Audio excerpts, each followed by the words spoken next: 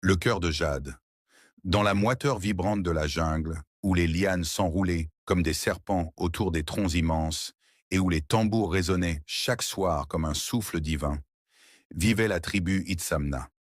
Cette tribu maya, fière et farouche, portait en elle l'écho des dieux, le poids des étoiles gravées dans leur calendrier, et le feu des passions humaines qui, parfois, se mêlaient au destin. Parmi eux naquit Ixchel, une jeune femme dont la beauté troublait l'équilibre même du village. Sa peau avait la douceur des pétales de cacao, ses yeux brillaient comme deux éclats de jade, et sa voix, lorsqu'elle récitait les chants sacrés, avait la puissance de faire taire les oiseaux de la canopée. Mais ce n'était pas seulement sa beauté qui la distinguait, c'était sa force d'esprit, son désir de liberté, son audace à défier les traditions. Elle était promise, depuis l'enfance, au fils du grand prêtre, Amouzen, un jeune homme noble, rigide, discipliné, choisi par les anciens pour unir deux lignées puissantes. Mais le cœur d'Ixchel n'appartenait pas à Amouzen.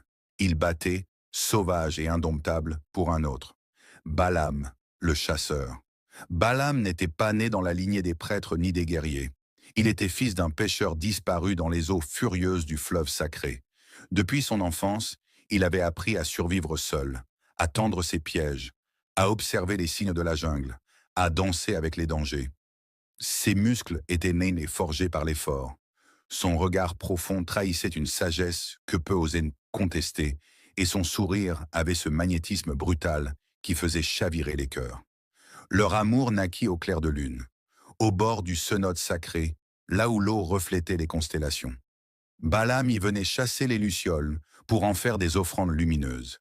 Ixchel, elle, venait prier la déesse de la lune pour échapper au mariage imposé.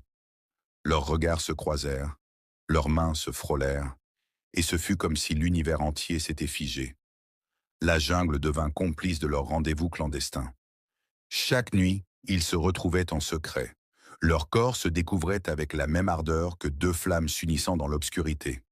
Les tambours de leur cœur battaient plus fort que ceux du temple, et dans leurs baisers brûlait une promesse, celle de s'aimer malgré les chaînes des traditions.